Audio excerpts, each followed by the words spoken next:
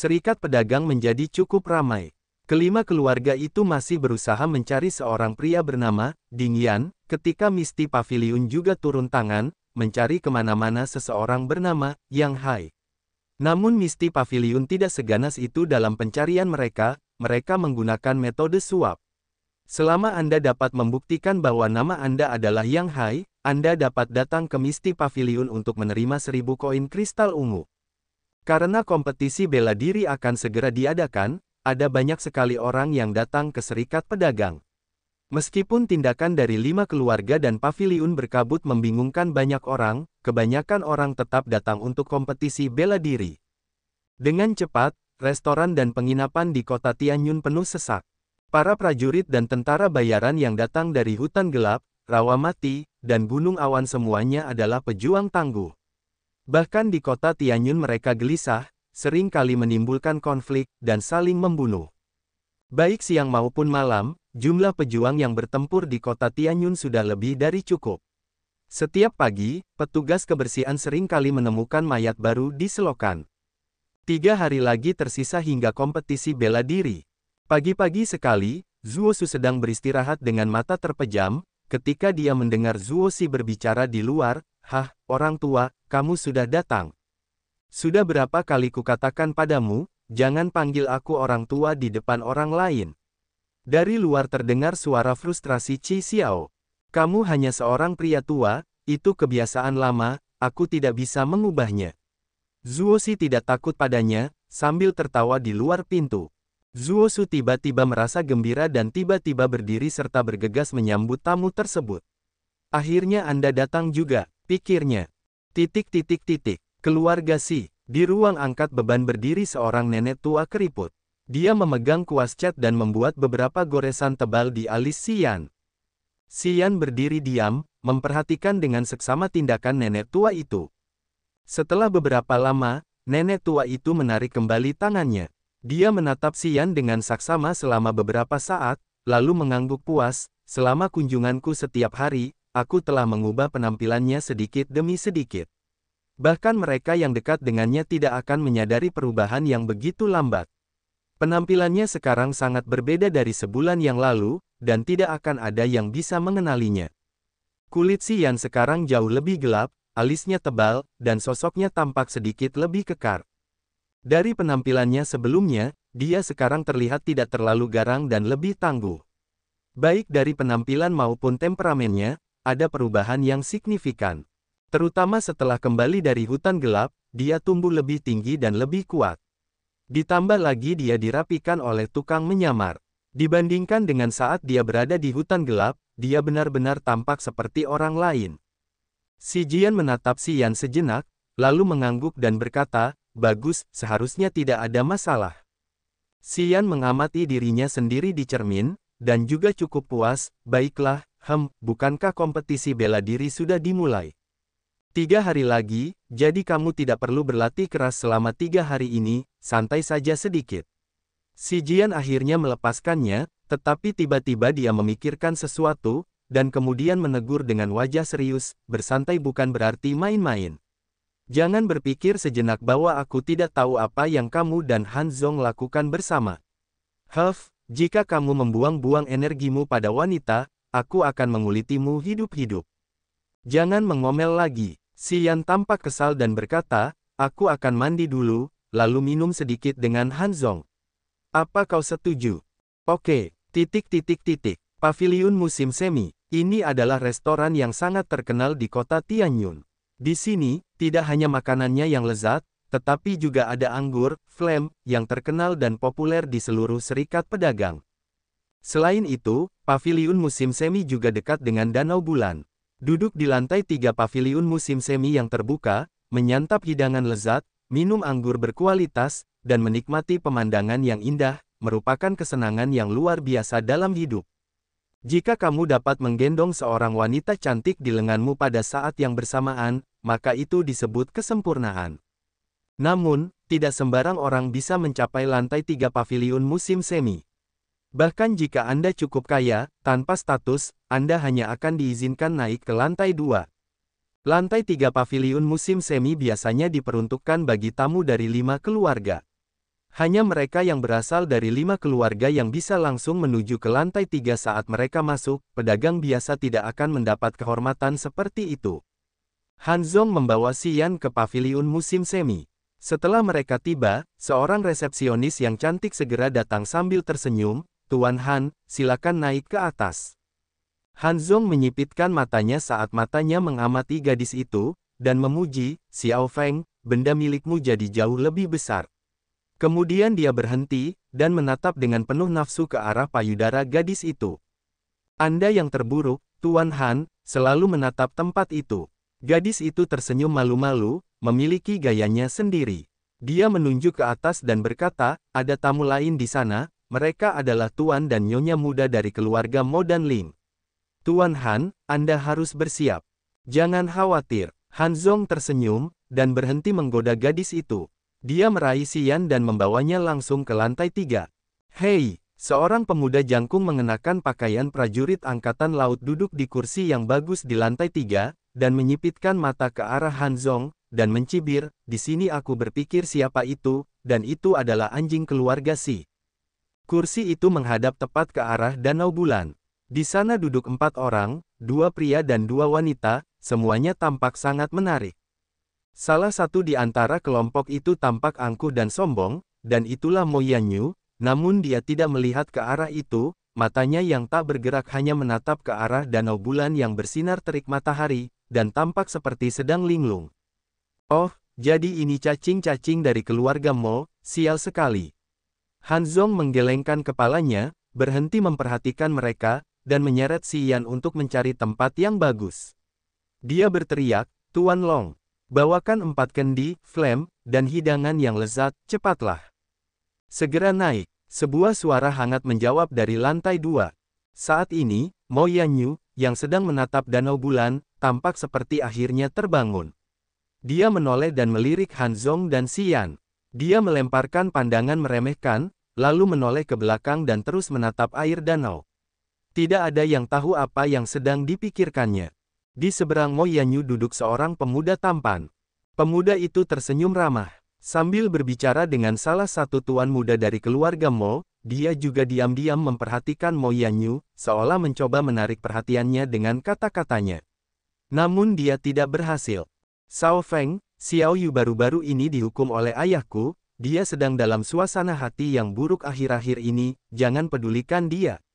Mo Zan bersulang untuknya, lalu berkata, "Jangan pedulikan dia, mari kita minum lebih banyak. Kompetisi bela diri akan segera dimulai, jadi beberapa hari ini kita bisa bersantai sedikit, manjakan dirimu dengan baik." "Saudara Zan, kapan kamu pernah memperlakukan dirimu sendiri dengan buruk?" Ling Yue dengan cerdik menatap Mo Zan, dengan senyum licik di wajahnya. "Kudengar saudara Zan hebat dalam pergi ke tempat kesenangan itu. Kapan kamu akan memperkayaku sedikit dengan pengalamanmu?" Batuk, batuk, batuk. Mo Zan tersedak anggurnya, dan berkata dengan canggung, Yue, percayalah padaku, aku tidak bersalah. Aku tidak mengenal tempat-tempat itu. Itu satu-satunya kali aku pergi karena aku ditipu. Yue, kamu harus percaya padaku." "Tehi, siapa tahu kamu berbohong atau tidak?" Ling Yue masih tersenyum, tetapi matanya menunjukkan ekspresi lain. "Beberapa waktu lalu, aku dipuji oleh saudara perempuanku. Mereka mengatakan tunanganku sudah memiliki banyak simpanan sebelum menikah denganku, mereka mengatakan aku akan memiliki banyak pembantu untuk melayaniku di masa depan. Oh, hanya memikirkannya saja membuatku bahagia." Batuk. Ekspresi Mo Zan sedikit kaku, wajahnya menjadi gelap dan berkata, "Siapa yang menjelek-jelekkanku di belakangku? Jika aku tahu siapa orangnya, aku akan mengulitinya hidup-hidup." "Baiklah, Yue." Ling Shao Feng melotot ke arah adiknya, "Kakak Zan adalah seorang pria, terkadang memperlakukan orang dengan sopan tidak bisa dihindari. Aku percaya pada perilaku kakak Zan." "Tentu saja kau akan percaya padanya." Ling Yue mendengus pelan, lalu bergumam pelan, "Semua orang tahu kalau kalian selalu pergi ke sana bersama, tentu saja kau akan percaya padanya." Mendengar ini, Mo Yanyu melirik Ling Shao Feng, dan alisnya sedikit berkerut, seolah-olah dia kesal. Namun dia tidak banyak bicara, dan sekali lagi menoleh ke arah danau bulan, ekspresinya semakin dingin. Aku akan mengurusimu saat kita sampai di rumah. Ling Xiaofeng melotot ke arah Ling Yue, lalu dengan cemas mengganti topik pembicaraan, dan berkata kepada Mo Zan, "Saudara Zan, si Tianyun itu juga berada di langit ketiga alam baru lahir, dia bahkan lebih hebat dari si Tianke, dan kudengar dia telah berlatih sangat keras akhir-akhir ini. Pada kompetisi bela diri terakhir, dia tidak muncul, tetapi kali ini dia pasti akan hadir. Meskipun kamu menang melawan si Tianke waktu itu, kamu tidak boleh lengah kali ini. Jangan khawatir, orang-orang dari generasi ketiga keluarga Si itu tidak boleh berada di mataku." Mo Zan tersenyum dengan arogan, dengan dingin melirik ke arah Han Zong, dan berkata, "Lihat saja, kompetisi bela diri tahun ini, aku akan melumpuhkan siapapun yang menghalangi jalanku." "Ya, tentu saja, Saudara Zan memiliki jiwa kepahlawanan." Ling Xiaofeng tertawa. Dia mengangkat cangkirnya dan berkata, "Ayo, Saudara Zan, bersulang." Keempat orang di sana adalah Ling Xiaofeng, Ling Yue, Mo Zan, dan Mo Yanyu. Mereka semua adalah pemimpin generasi ketiga dari keluarga Mo dan Ling, dan mereka mungkin akan menjadi lawanmu dalam kompetisi bela diri. Di antara mereka, Ling Xiaofeng dan Mo Yanyu bertunangan, dan Mo Zan dan Ling Yue juga bertunangan. Mo Zan dan Ling Xiaofeng sama-sama berada di langit ketiga alam baru lahir. Mo Yanyu sedikit lebih buruk, tetapi masih memiliki kultivasi langit kedua alam baru lahir. Han Zong merendahkan suaranya, dan menjelaskan situasinya kepada Xian. Dia berhenti sejenak dan kemudian berkata, "Tapi, yang paling tidak boleh kamu remehkan adalah Ling Yue. Kami mendapat berita beberapa waktu lalu bahwa gadis ini berhasil menembus alam manusia setengah tahun yang lalu, dan sekarang dia adalah yang terkuat di generasi ketiga keluarga Ling. Dalam kompetisi bela diri tahun ini, keluarga Ling mungkin mengatur agar Ling Yue bertarung melawan Zuoxi. Rupanya, untuk membuat Ling Yue menang, keluarga Ling telah menghabiskan banyak uang untuknya, tidak hanya membeli obat-obatan termahal, tetapi mereka juga memberinya beberapa harta rahasia untuk membela diri. Zuoxi mungkin akan mendapat banyak masalah kali ini." "Tidak harus." Xian tersenyum, melirik Ling Yue dengan santai, dan berbicara dengan suara rendah, "Zuoxi jauh lebih ganas daripada dia, lihat saja, dia akan kalah telak." Zuoxi kini telah memperoleh pil penyu naga dan kitab suci basalt ditambah baju zirah penyu naga yang tidak diketahui Han Zong. Dengan segala hal yang bisa diandalkan, Zuoxi memiliki peluang menang 9 dari 10, dan lagi pula, tingkatan Zuoxi sedikit lebih tinggi dari Ling Yue. "Anak itu, apa yang sedang kamu bicarakan?" Pada saat ini, Ling Yue tiba-tiba berdiri dan mencibir, "Apakah kamu mengatakan bahwa aku tidak sebagus Zuoxi? Kamu pikir aku tidak mendengarnya? Aku katakan kepadamu, pendengaranku masih jernih seperti biasa." Membicarakan orang-orang di belakang mereka, orang-orang dari keluarga Si, "Apakah kalian semua sekotor ini? Yah, Zuoxi lebih unggul darimu. Kau pasti akan kalah dalam kompetisi bela diri. Kau ditakdirkan." Xian melirik Ling Yue dengan acuh tak acuh, tanpa marah. "Aku akan binasa." Ling Yue sangat marah sambil mencibir, "Menurutmu siapa dirimu? Apakah kamu seorang nabi?" Xian menggelengkan kepalanya dan tidak berbicara lagi padanya, tidak menunjukkan rasa peduli padanya. Dengan wajah kaku, Mo Zan berdiri dari meja dan melangkah ke arah Xian. Saat dia mendekatinya, dia berteriak dengan kepala terangkat, "Nak, siapa kamu? Aku belum melihatmu, kamu juga dari keluarga Si. Kamu ingin hancur sebelum kompetisi bela diri." Xian menjadi serius saat dia merendahkan suaranya dan bertanya pada Han Zong, "Bisakah aku membunuhnya?" Han Zong benar-benar ketakutan dan tubuhnya tiba-tiba gemetar, lalu bertanya dengan tergesa-gesa, "Saudara Yan, apa yang sedang kamu coba lakukan?" Meskipun dia telah bersama Xian untuk waktu yang lama, mereka hanya mencari hiburan bersama. Dia hanya tahu bahwa Xian baru-baru ini memperoleh ki mendalam dan mencapai langit ketiga alam baru lahir. Namun dia belum pernah melihatnya berkelahi dengan orang lain, jadi dia sama sekali tidak tahu bagaimana Xian akan bereaksi terhadap provokasi itu. Kenyataan bahwa Xian ingin membunuh hanya karena perselisihan sepele seperti itu benar-benar membuat Han Zong ketakutan. Ia tidak pernah menyangka tuan muda yang paling pandai menghibur ini, akan bersikap begitu brutal di hadapan musuh-musuhnya. Xian melirik pria itu, mengisyaratkan bahwa dia akan mengambil tindakan. Tidak, Han Zong bergegas menghentikannya dengan wajah penuh ketakutan. Ia berpikir dalam hati, meskipun kau berada di alam baru lahir, lawanmu juga seorang ahli. Jika kau bertarung secara terus terang, aku juga tidak dapat membantumu. Tetapi jika kau terluka dan tidak dapat menghadiri kompetisi bela diri, kepala keluarga akan membunuhku. Tidak, tentu saja tidak. Melihat Xian tidak yakin, Han Zong segera menjelaskan, mereka adalah harapan keluarga Mo dan keluarga Ling. Jika mereka terbunuh, kedua keluarga akan mengorbankan segalanya untuk membalas dendam. Akan sangat sulit saat itu. Jadi, tenanglah. Lalu, bolehkah aku melumpuhkannya? Han Zong membeku, memutar matanya dan tersenyum pahit, Saudara Yan, kumohon.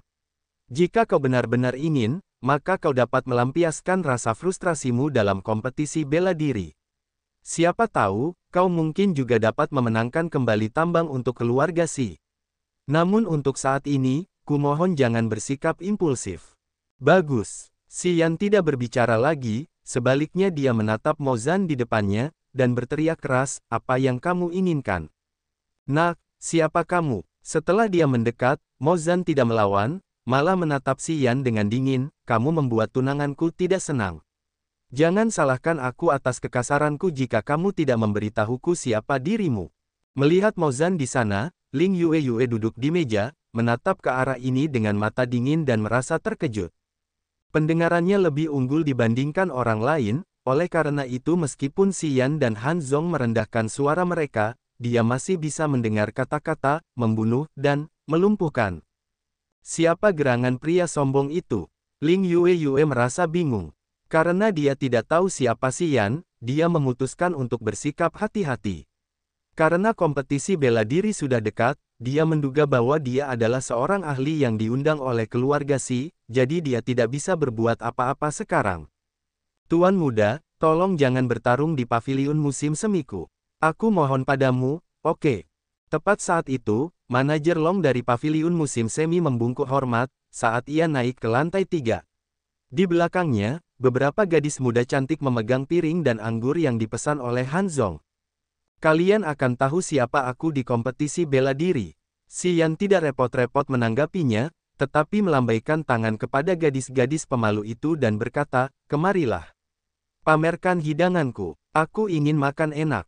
Gadis-gadis itu ketakutan. Mereka tidak berani melangkah maju, tetapi menatap manajer Long dengan memohon. Setelah manajer Long melakukan kontak mata dengan mereka, gadis-gadis itu bergegas menyajikan hidangan di atas meja dan segera berlari pergi seperti burung yang ketakutan. Xian tampak acuh tak acuh saat ia membuka kendi anggur sendirian, mengisi cangkir anggurnya, dan langsung meminumnya.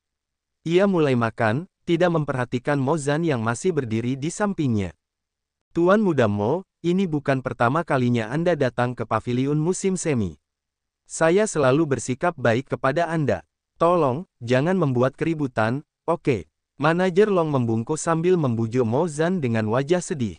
Baiklah, Manajer Long, demi kamu, aku tidak akan bertarung hari ini.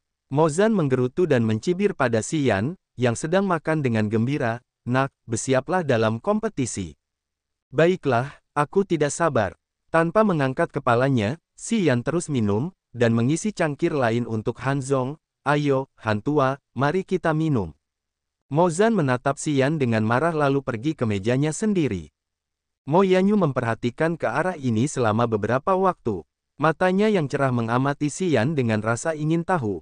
Setelah Mo Zan kembali, dia mengalihkan pandangannya dan melihat ke arah danau bulan hijau, melupakan kejadian itu sepenuhnya. Deng, deng, deng. Tepat saat itu, langkah kaki berat terdengar dari tangga, diikuti oleh suara Bei Mingche, Xiao Dai, Yalan, lapangan golf di paviliun musim semi terkenal di kota Tianyun. Kalian berdua harus mencicipinya kali ini. Yah, anggur api memang kuat, tetapi sangat berbeda. Kalian tidak boleh melewatkannya. Kemudian Bei Mingche muncul, diikuti oleh Mu Yu Dai dan Dialan. Baiklah, sepertinya aku harus mencoba flame wine. Hehe, aku bisa minum sedikit saja. Mu Yu Dai mengenakan gaun putih, yang membuatnya tampak sangat segar. Dia naik perlahan ke lantai 3. Dialan ada di belakangnya, tampak sedikit murung, tampaknya tenggelam dalam kekhawatirannya.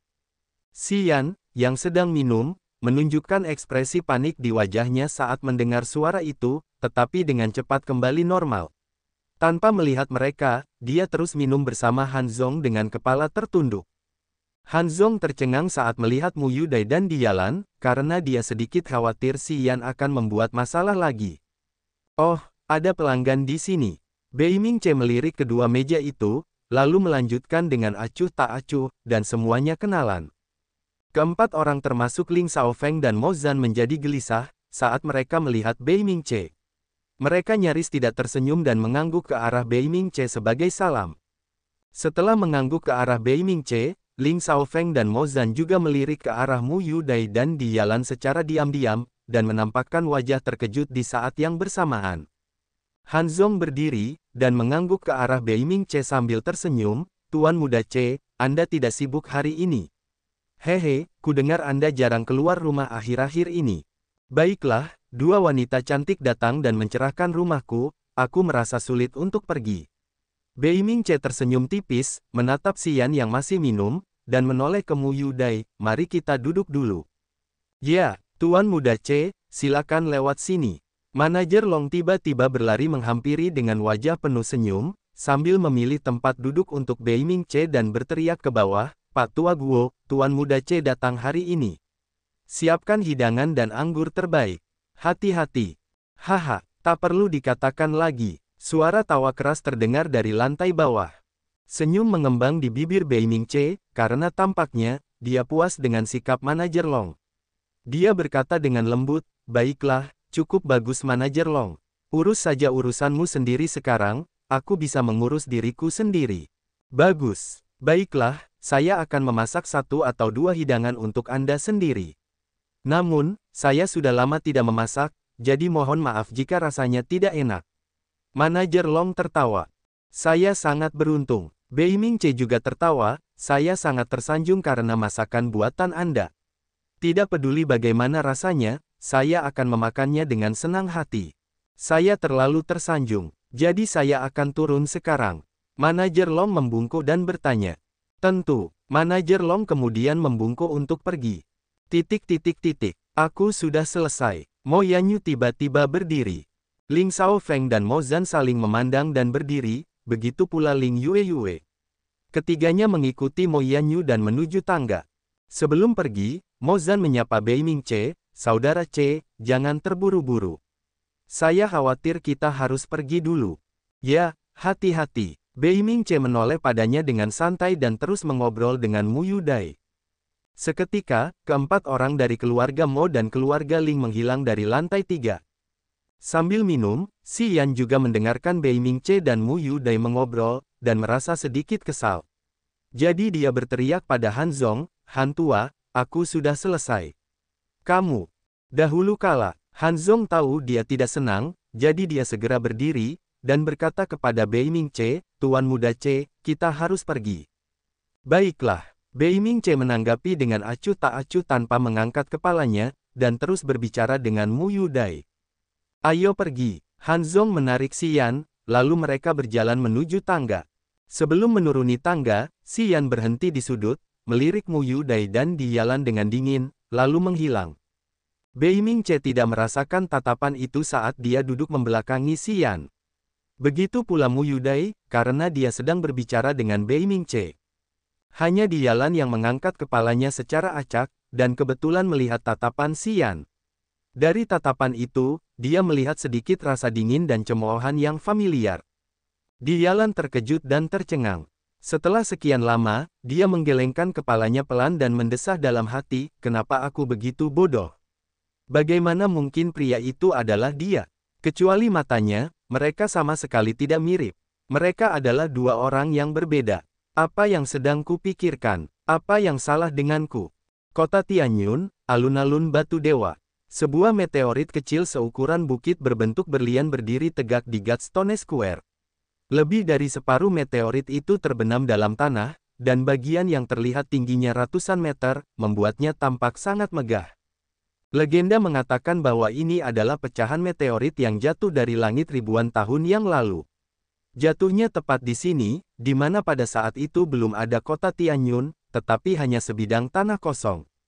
Konon, setelah meteorit jatuh dari langit, pada mulanya, setiap malam di bawah cahaya bulan yang berkilauan, meteorit itu akan memancarkan cahaya perak yang terang. Kemudian, cahaya perak ini mulai meredup dari hari ke hari, dan dalam 10 tahun terakhir, meteorit itu tidak pernah bersinar lagi, tampak seperti batu biasa. Masyarakat Serikat Pedagang memperlakukan meteorit ini sebagai batu dewa, dan mendirikan kota Tianyun di sekitarnya. Tianyun berarti meteor langit. Bertahun-tahun telah berlalu sejak saat itu, dan kini kota Tianyun telah menjadi kota besar dan pusat Serikat Pedagang. Akan tetapi, meskipun meteorit itu berhenti bersinar dalam kecemerlangan perak, bagi para prajurit Serikat Pedagang, itu adalah berkah dari Tuhan, dan karenanya meteorit itu diperlakukan dengan penuh semangat sebagai batu dewa.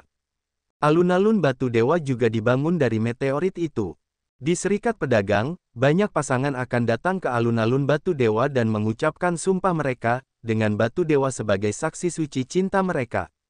Setiap kompetisi bela diri di Serikat Pedagang, diadakan di alun-alun batu dewa. Pada hari ini di Gladstone Square, ada arus orang yang tak ada habisnya. Di luar square ada banyak pedagang, banyak di antaranya adalah prajurit yang menjual barang-barang yang berhubungan dengan kultivasi. Di lapangan batu dewa, di depan meteorit raksasa itu terdapat 16 arena pertempuran. Masing-masing arena berukuran sekitar 100 meter persegi dan terbuat dari besi hijau padat. Bahkan para prajurit di alam manusia tidak akan mampu menghancurkannya dengan kekuatan penuh mereka. Di sekitar 16 arena pertempuran ini berdiri 5 menara batu yang tinggi. Salah satu menara tingginya 50 meter, sedangkan 4 lainnya tingginya 40 meter. Kelima menara ini berjarak sama, 100 meter, dan di menara-menara itu berdiri orang-orang dari 5 keluarga, yang dapat melihat ke 16 arena di bawahnya. Di salah satu menara batu, Si Yan berdiri di sebelah Si Jian, dengan merendahkan memandang semua peserta di sekitar lapangan batu dewa yang datang untuk berkompetisi dalam kompetisi bela diri. Menara batu ini milik keluarga Si, yang tingginya 40 meter. 4 lainnya adalah milik keluarga Beiming, Ling, Zuo dan Mo. Menara batu milik keluarga Ling, Zuo, dan Mo juga setinggi 40 meter, sama seperti milik keluarga Si. Namun, keluarga Beiming merupakan pengecualian. Menara mereka setinggi 50 meter, jauh lebih tinggi daripada menara milik 4 keluarga lainnya. Hanya dari ketinggian menara batu, terlihat bahwa keluarga Beiming memegang kedudukan yang sangat kuat di Serikat Pedagang. Ini adalah hari pertama kompetisi bela diri. Keturunan langsung keluarga Si Jian, Si Tai, dan Si Dang, semuanya sudah berada di menara batu saat ini. Saudara Han Feng dan Han Zhong, juga berada di menara batu, ditambah beberapa orang asing lainnya yang tidak dikenal Si Yan. Melalui perkenalan Han Zhong, Si Yan mengetahui bahwa mereka adalah bawahan setia keluarga Si. Mereka biasanya bekerja di kota, tetapi dipanggil ke sini karena kompetisi bela diri. Namun, Yang Hai tidak berada di menara batu, dan itu karena Yang Hai tidak berlatih seni bela diri. Ketika para master seni bela diri dari kota-kota lain dipanggil ke sini, Yang Hai harus pergi dan bertanggung jawab jika terjadi masalah selama kompetisi bela diri berlangsung. Kompetisi bela diri setiap tahun dibagi menjadi 5 kategori: dasar, baru lahir, manusia, bencana, dan bumi. Namun, dalam kategori alam bumi biasanya hanya ada satu pemimpin. Biasanya, bahkan para pejuang yang tidak berafiliasi dengan kekuatan apapun, ketika mereka berhasil mencapai alam bumi, mereka pasti akan memperoleh kesempatan kultivasi mereka sendiri. Tidak mungkin bagi mereka untuk menginginkan hadiah yang diberikan oleh kelima keluarga. Seorang pejuang alam bumi, baik di Serikat Pedagang, Kekaisaran Api, atau Kekaisaran yang diberkati Tuhan, akan dianggap sebagai seorang master. Prajurit seperti itu tidak perlu mengikuti kompetisi bela diri untuk mendapatkan lingkungan kultivasi yang baik. Mereka cukup pergi ke kekuatan manapun untuk menjadi prajurit yang berdedikasi. Sekalipun pendekar alam bumi tidak bergabung dengan kekuatan manapun, kekuatan besar akan tetap mengulurkan tangan, berharap bisa merekrut pendekar tersebut. Oleh karena itu, meskipun kompetisi bela diri menetapkan kategori kompetisi untuk para pendekar alam bumi, tetapi para pendekar yang benar-benar datang untuk berpartisipasi, hampir tidak ada. Bahkan para pendekar yang mencapai alam bencana jarang datang ke kompetisi bela diri. Setiap tahun, hanya ada beberapa pendekar yang muncul. Mereka yang benar-benar datang untuk kompetisi bela diri sebagian besar berada di alam dasar, alam baru lahir, atau alam manusia. Ketiga jenis pendekar dengan kemampuan rendah ini adalah mayoritas, karena mereka sering tidak dapat menemukan kesempatan untuk berkultivasi sendiri. Oleh karena itu mereka harus berpartisipasi dalam kompetisi bela diri dengan harapan untuk memenangkan beberapa materi kultivasi yang berharga, atau untuk mendapatkan posisi yang bagus di salah satu dari 5 keluarga. Kompetisi bela diri biasanya berlangsung selama 5 hari. 4 hari pertama biasanya diperuntukkan bagi para prajurit yang datang untuk mendapatkan hadiah. Orang-orang ini akan diawasi oleh 5 keluarga. Selama 4 hari pertempuran, keluarga-keluarga akan memilih prajurit favorit mereka dan menghubungi mereka. Namun, hari terakhir akan menjadi puncak kompetisi bela diri. Pada hari ini, kelima keluarga akan mengirimkan prajurit dan keturunan terbaik mereka yang berdedikasi untuk bertanding dengan para guru dari keluarga lain. Kelima keluarga akan menguji kekuatan satu sama lain pada hari terakhir kompetisi bela diri. Hari ini juga merupakan hari ketika kelima keluarga akan menunjukkan kekuatan mereka kepada orang lain. Dan pada hari ini, pertempuran seringkali disertai dengan konflik kepentingan dan keuntungan yang besar, dan pertaruhan yang mengguncang dunia seringkali terjadi. Tambang, jalan komersial, harta karun, dan bahkan keterampilan bela diri yang aneh bisa menjadi taruhannya kelima keluarga. Hanya dengan satu kompetisi bela diri, satu keluarga bisa memperoleh kekayaan yang sangat melimpah, dan juga bisa menghabiskan tabungan keluarga hingga tidak ada sama sekali. Hari terakhir kompetisi akan menjadi topik yang akan dibicarakan orang selama bertahun-tahun mendatang. Hari ini, para master dari berbagai keluarga akan memperlihatkan kemampuan mereka yang sebenarnya, memperlihatkan martial spirit yang langka. Dalam pertarungan yang sengit, berbagai harta rahasia juga mungkin akan muncul. Kebanyakan pendekar yang datang dari luar juga hadir di sini pada hari terakhir kompetisi bela diri. Dari pertarungan di hari terakhir kompetisi bela diri, mereka dapat mengetahui perbedaan antara mereka dan para pejuang dari 5 keluarga. Melalui menonton pertempuran sengit, mereka dapat memahami kekurangan mereka sendiri, dan menemukan cara untuk meningkatkan standar dan kemampuan mereka. Dan mereka bahkan mungkin mampu meningkatkan kekuatan mereka sendiri melalui pertarungan di kompetisi bela diri. Inilah sebabnya kompetisi bela diri menarik banyak orang. Xian berdiri di menara batu dengan tenang, memandang rendah ke arah arena dan banyak prajurit yang datang untuk berpartisipasi. 200 meter jauhnya di menara keluarga Beiming, dua sosok menawan mengikuti Beiming Ce menaiki menara tinggi. Di menara tinggi, Mu Yudai dan Di Yalan berdiri berdampingan dengan Beiming Ce. Bersama-sama mereka mengawasi seluruh arena. Mu Yudai mengenakan gaun putih, rambutnya berkibar tertiup angin. Di menara yang tinggi, postur tubuhnya yang indah membuatnya tampak seperti peri di daratan utama. Di Yalan masih mengenakan baju besi merah tua itu, tubuhnya yang seksi terlihat di balik baju besi itu, membuat sosoknya tampak sangat menggoda. Hanya matanya yang tampak gelisah. Dari jarak 200 meter, Xian sedikit mengangkat kepalanya dan melirik kedua gadis itu, sambil tersenyum jijik. Nak, 4 hari ini sebaiknya kau perhatikan baik-baik. Kau kurang pengalaman, jadi kau harus memperhatikan bagaimana yang lain bertarung, jangan asal main-main.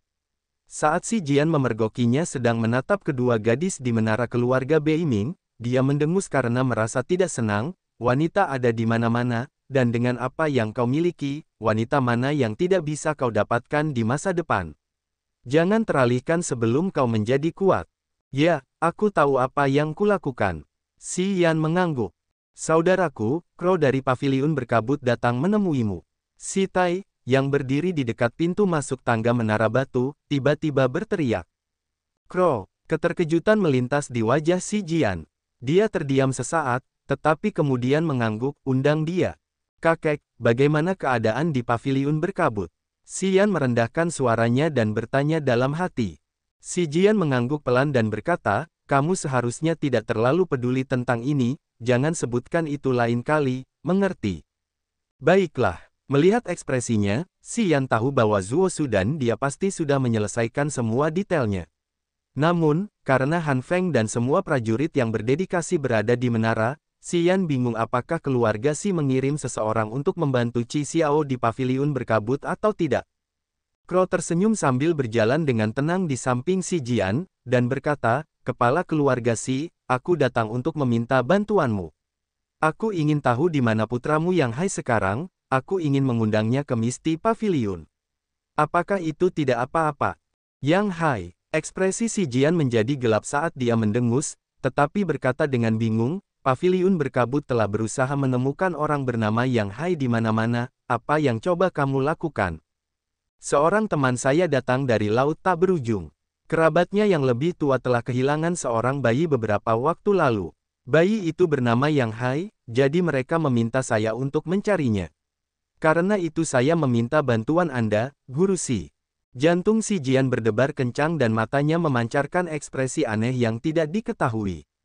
Setelah beberapa saat, dia akhirnya menggelengkan kepalanya dan menjawab, "Yang Hai tidak berada di kota Tianyun saat ini, karena aku memanggil banyak orang untuk kembali ke kompetisi bela diri. Yang Hai telah mengambil alih tanggung jawab di kota lain, ini kita akan membicarakannya lain waktu." "Tentu saja, asalkan Anda ingat, Tuan Xi." Crow tidak mendesak dengan sengaja, dan tersenyum, ketika dia kembali, "Tolong izinkan dia datang ke paviliun berkabut, Tuan Xi, haha, jangan khawatir, aku tidak akan membiarkan dia berlari sejauh ini tanpa alasan." "Baiklah." Xi Jian mengangguk acuh tak acuh. "Kalau begitu, saya permisi dulu."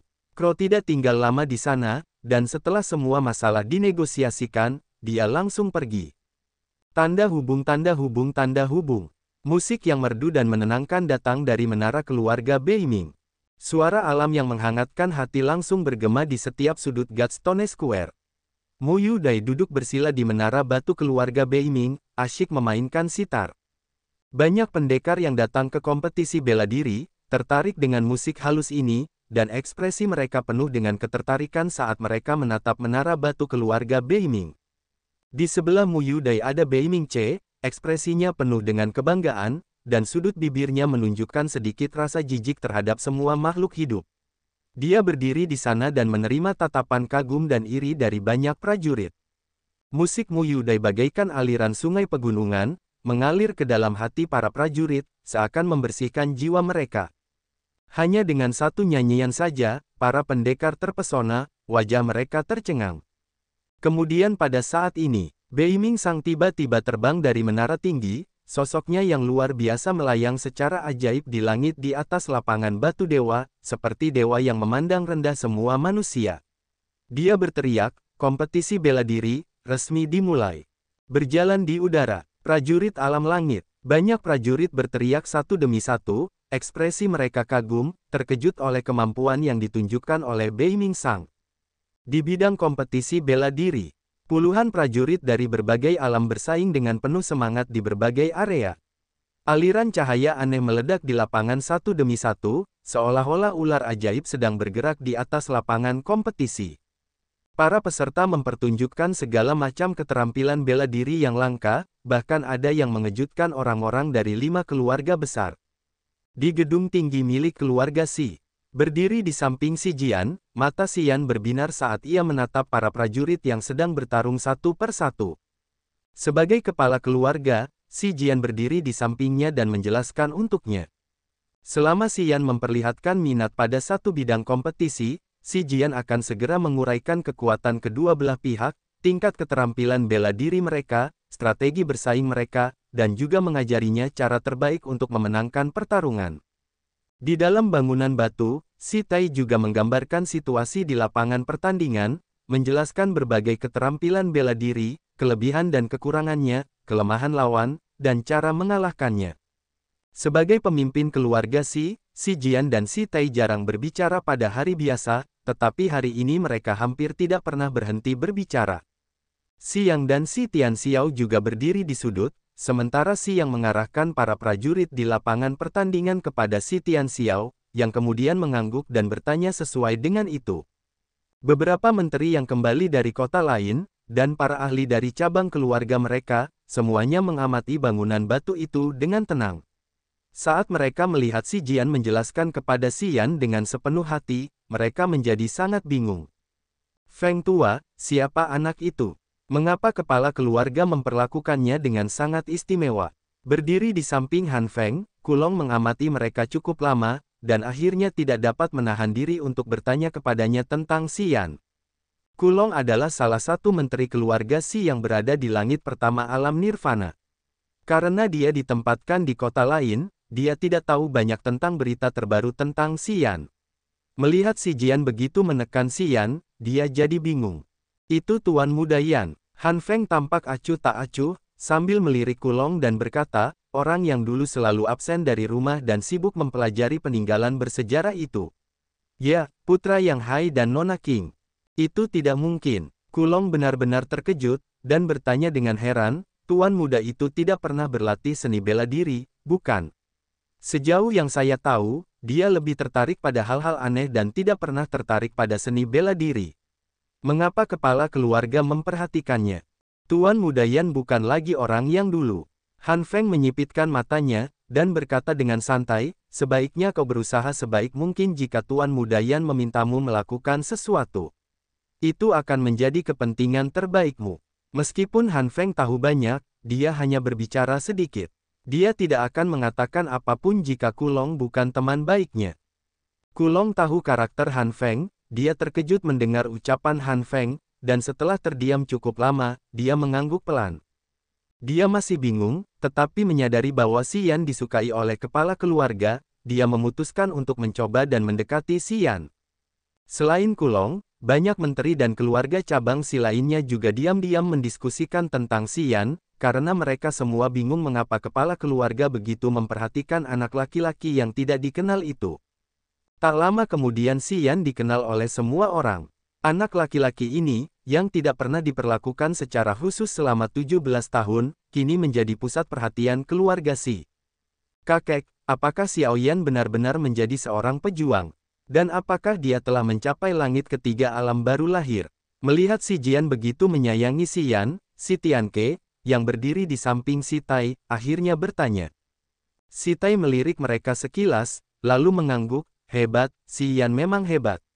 Dia sudah mencapai langit ketiga alam baru lahir sekarang. Dia mungkin akan ikut serta dalam kompetisi bela diri tahun ini. Si Tai akhir-akhir ini fokus pada ketiga cucunya, jadi dia tidak terlalu memperhatikan Xian. Dia hanya tahu bahwa Xian telah memperoleh martial spirit keluarga dan mencapai langit ketiga dari alam baru lahir. Akan tetapi, dia tidak tahu bahwa Xian juga telah memperoleh roh bela diri abadi, jadi dia masih menganggap bahwa Si Jian telah mengerahkan terlalu banyak energi padanya. Namun, dia tidak memikirkannya lebih jauh. Bagaimanapun, Xian adalah cucu langsung saudaranya, dan Si Tianxiao tidak berguna. Sekarang setelah Xian mencapai langit ketiga alam baru lahir, dia pikir wajar saja jika Si Jian terlalu bersemangat. Dia tidak menyadari bahwa Xian memiliki dua roh bela diri, dan bahwa roh bela diri petrifikasinya telah maju ke tahap kedua. Tian Yun, kau harus bertarung melawan Mo Zan tahun ini. Terakhir kali Tian Ke kalah darinya, jadi pertarunganmu akan sangat penting kali ini. Atau mereka akan berasumsi bahwa kita tidak memiliki keturunan yang berbakat di antara generasi ketiga. Si Tai berkata kepada Si Tian Yun yang berdiri di sampingnya. Ya, aku pasti akan mengalahkan Mo Zan. Si Tian Yun berkata dengan yakin. Si Tian Yun baru berusia 19 tahun, tetapi dia telah mencapai langit ketiga alam baru lahir. Dia seperti anak sapi yang baru lahir yang tidak takut pada harimau. Sebelum Xian diperhatikan, dia adalah kebanggaan keluarga Si, dan Si Jian akan membimbingnya secara langsung sesekali. Namun sejak Xian kembali, Si Jian jarang mengunjunginya. Xian menghabiskan 17 tahun untuk menemukan bahasa kuno, dan jarang tinggal di rumah. Dia tidak berlatih seni bela diri, jadi tidak ada konflik antara dirinya dan orang lain, jadi Si Tianyun tidak pernah peduli padanya. Namun, Xian sekarang menonjol, dan sikap Si Jian telah berubah terlalu jauh, yang membuat Si Tianyun sedikit tidak nyaman. Namun, keluarga Si memiliki lawan luar yang tangguh, seperti keluarga Mo dan keluarga Ling, sehingga anggota keluarga Si, termasuk Si Jian dan Si Tai, bersatu dan rukun. Generasi kedua juga bersekutu untuk bertahan melawan keluarga Mo. Si Tianyun dan si Tianxiao sering bermain-main. Jadi, meskipun si Tianyun sedikit tidak nyaman, dia tidak menunjukkan reaksi yang kuat. Namun, dia telah memutuskan untuk tampil sempurna dalam kompetisi, dan mengamankan posisinya sebagai harapan keluarga Si. Si Jian tiba-tiba berteriak, saat dia berbicara dengan Si Yan, matanya berbinar dan segera menoleh ke seseorang. Sesuatu tiba-tiba terjadi di samping lapangan pertandingan. Siapa yang datang? Si Yan mengerutkan kening, berjalan mendekat dan melihat ke arah Si Jian. Sekelompok 7 orang berjalan perlahan dari luar Gladstone Square. Pria yang memimpin tampak berusia sekitar 50 tahun, dengan hidung mancung, wajah muram, topi halus, dan gaun perak. Di bahu kirinya disulam 5 jenis tanaman obat. Alkemis jiwa level 5. Si Yan mengenalinya hanya dengan pandangan sekilas. Sama seperti keterampilan bela diri, alkemis dibagi menjadi 5 tingkatan: mortalitas, misteri, jiwa, kerajaan, dan keilahian. Karu, yang dibunuh oleh Si Yan di hutan gelap, hanyalah seorang alkemis tingkat mortalitas, tetapi sangat disayangi oleh keluarga Mo. Sekarang setelah seorang alkemis tingkat jiwa muncul, dia pastilah seorang yang berpengaruh. Ini adalah guru Karu, Raja Pengobatan, Mu Sun. Si Jian melirik Si Yan, dia bukan hanya seorang alkemis tingkat jiwa, dia juga seorang pejuang langit kedua alam nirvana, dan lembah pengobatan juga merupakan lembaga khusus. Meskipun tidak terlibat dalam perkelahian antara berbagai pihak, itu berhubungan erat dengan mereka. Fakta bahwa Karu dibunuh oleh Si Yan hanya diketahui oleh beberapa orang. Dan sekarang setelah Si Yan memalsukan penampilannya, lebih sedikit orang yang tahu identitas aslinya. Si Jian tidak khawatir Mu Sun akan mengenali Si Yan, jadi dia mencibir dan menyombongkan diri. Yah, kurasa Mu Sun datang untuk mencari peta terfragmentasinya yang dicuri, dan Karu memasuki hutan gelap bersama orang-orang dari keluarga Mo. Mu Sun pasti akan bertanya kepada Mo Tuo tentang itu. Haha, ini pasti akan menjadi pertunjukan yang menarik. Raja Pengobatan, Mu Sun. Para pendekar di lapangan pertandingan segera mengenali tamu asing ini, karena mereka berteriak kaget, dan membuka jalan untuknya. Banyak prajurit lain yang berdesakan maju dan berteriak dengan gila, "Raja Obat, aku telah mengumpulkan banyak tanaman obat, tolong buatkan aku pil. Tolong." Begitu kawanan itu mendengar itu, arena perlombaan menjadi ramai. Semakin banyak orang berteriak, meminta bantuan Mu Sun. Perhatian orang-orang langsung tertuju pada Mu Sun, dan tak seorang pun lagi yang memperhatikan medan pertandingan. Di gedung keluarga Beiming, keluarga Zuo, keluarga Ling, dan keluarga Mo, banyak yang tidak bisa duduk diam lagi.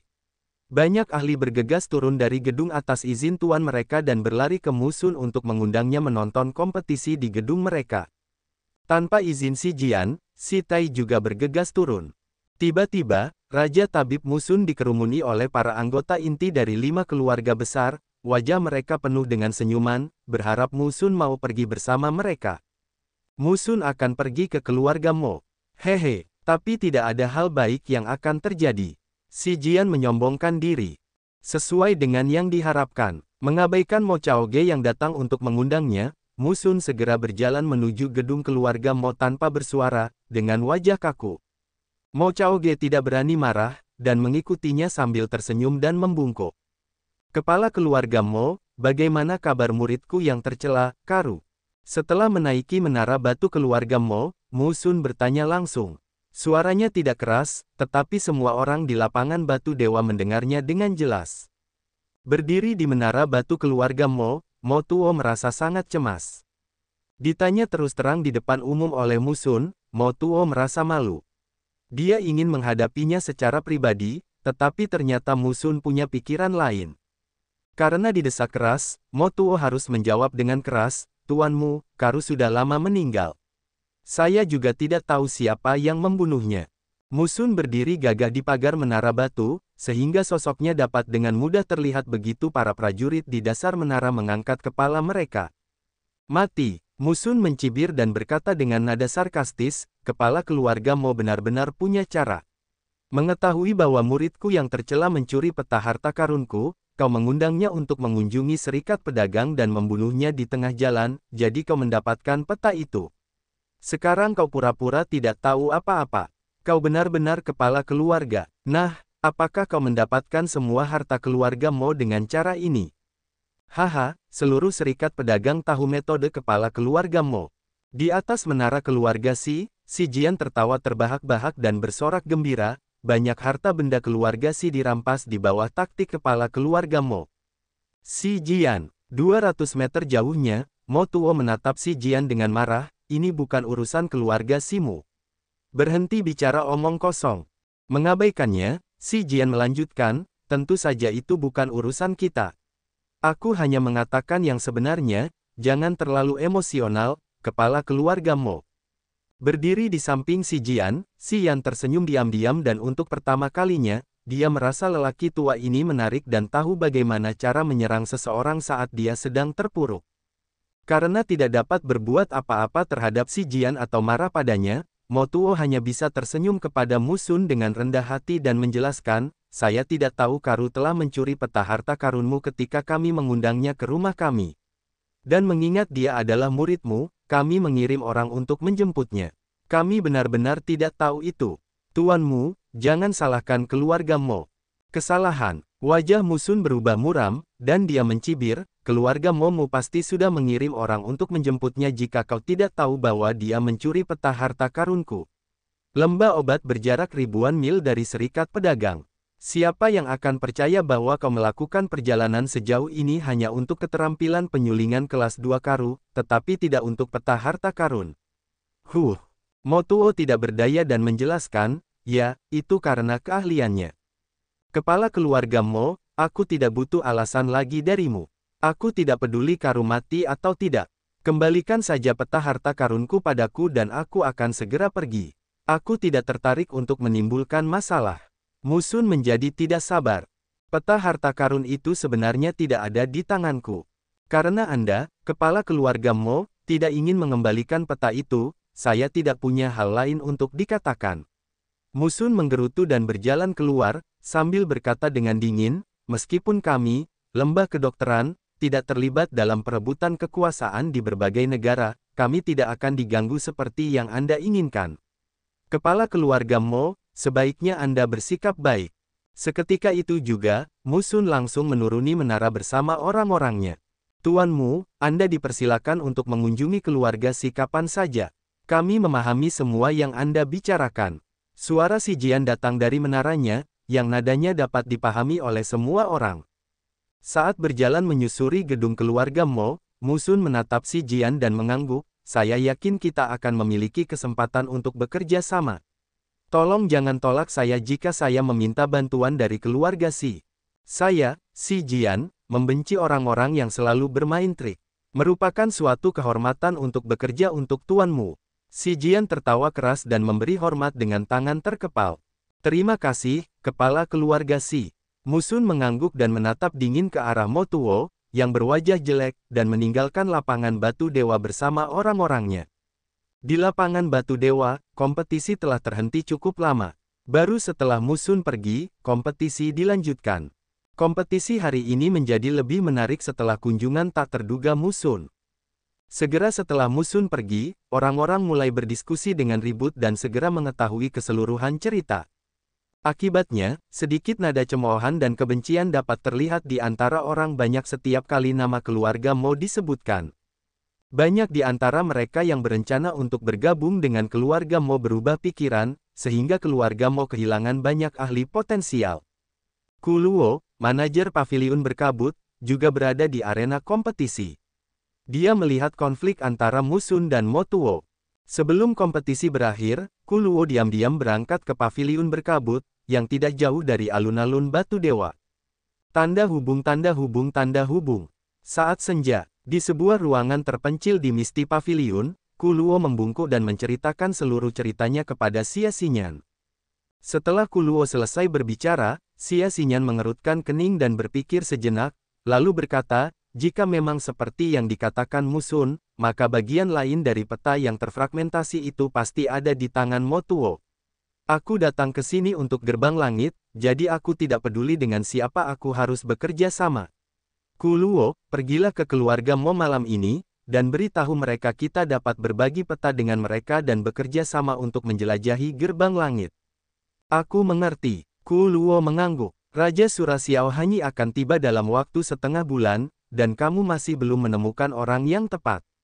Cepatlah, kata Xia Xinyan dengan santai. Saya akan berusaha sebaik mungkin. Ku Luo sedikit terkejut saat menjawab dengan kagum, saya telah mengirim orang ke kota lain untuk mencarinya. Saya yakin kita akan segera menemukannya. Baiklah, pergilah sekarang. Xia Xinyan melambaikan tangannya dengan santai. Ku Luo membungkuk. Tanda hubung tanda hubung tanda hubung.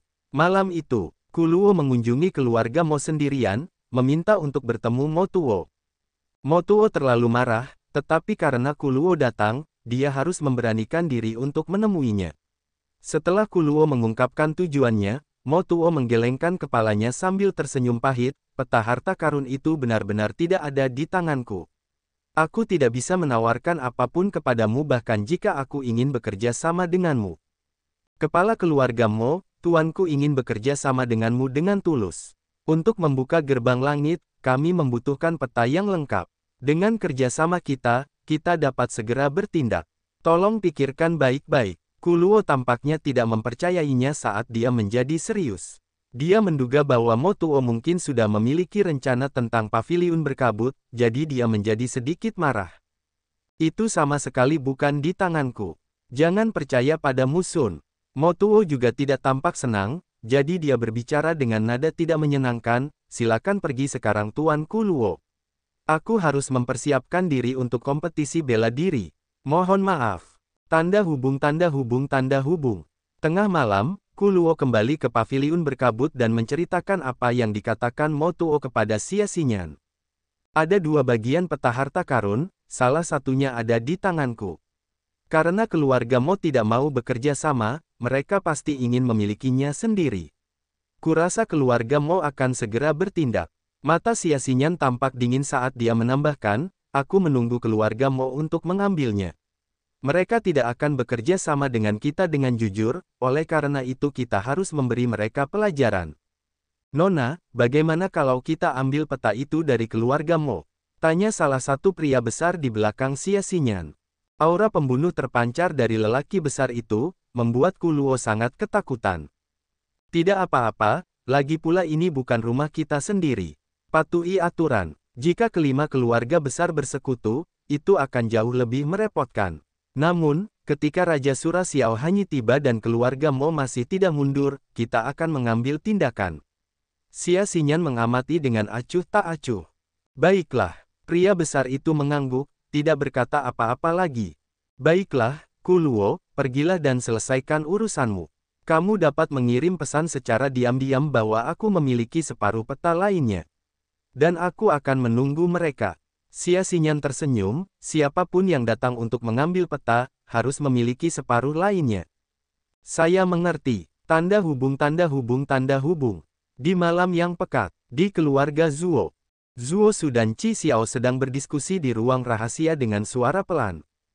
Sado telah menyampaikan pesan bahwa peta itu tidak berada di tangan Ku Luo, tetapi di tangan gadis lain di Misty Pavilion. Gadis itu muncul tiba-tiba. Tidak ada yang tahu siapa dia, kata Zuo Su. Tunggu sampai hari terakhir. Aku akan pergi ke paviliun berkabut selama kompetisi antar 5 keluarga besar. Dia hanya seorang gadis kecil. Bukan masalah besar. Qi Xiao mengangguk dan tersenyum pahit, aneh sekali bertarung melawan seorang gadis kecil. Lupakan saja, aku akan meninggalkan 1 atau 2 keping harta karun untuknya sebagai kompensasi. Tapi hati-hati, jangan sampai kamu ketahuan. Peta itu sudah menarik begitu banyak perhatian sehingga begitu kamu ketahuan, itu akan benar-benar merepotkan. Baiklah, aku mengerti. Tanda hubung tanda hubung tanda hubung. Malam itu, di ruang rahasia kelima keluarga, banyak orang berdiskusi tentang apa yang terjadi di siang hari. Di ruang rahasia keluarga Si, sambil memegang sebuah amplop, Si Jian menunjukkan senyum aneh saat dia berkata kepada Han Feng, yang berada di sampingnya, Musun sangat cepat sehingga dia mengirim surat dalam 1 hari. Hehe, sekarang Musun akan mengambil tindakan terhadap keluarga Mo, kita perlu melakukan sesuatu untuk membantunya secara diam-diam, jika tidak secara terbuka. Apa yang direncanakan Musun? Dia ingin menculik beberapa orang dari keluarga Mo dan mengancam Mo Tuo. Hehe, targetnya adalah orang-orang yang ingin kita beri pelajaran. Si Jian sangat gembira, Saudara Feng, tugaskan seseorang untuk mengikuti mereka dan membocorkan jejak mereka kepada Musun. Haha, aku tidak sabar untuk melihat bagaimana reaksi Mo Tuo. Peta yang terfragmentasi dari karu itu berada tepat di dadanya, jadi bagaimanapun caranya, Mo Tuo tidak dapat mengembalikannya kepada Musun. Para sandera keluarga Mo itu pasti akan mati. Membayangkan wajah marah Mo Tuo, si Jian merasa geli, lalu berkata sambil tersenyum lebar, juga, pergilah dan ambilkan aku sebotol anggur. Aku ingin minum yang enak. Kepala keluarga, semua anggur yang lezat telah diminum oleh Tuan Muda Yan. Sisanya adalah anggur biasa. Han Feng menundukkan kepalanya, sementara senyum tipis tersungging di wajahnya.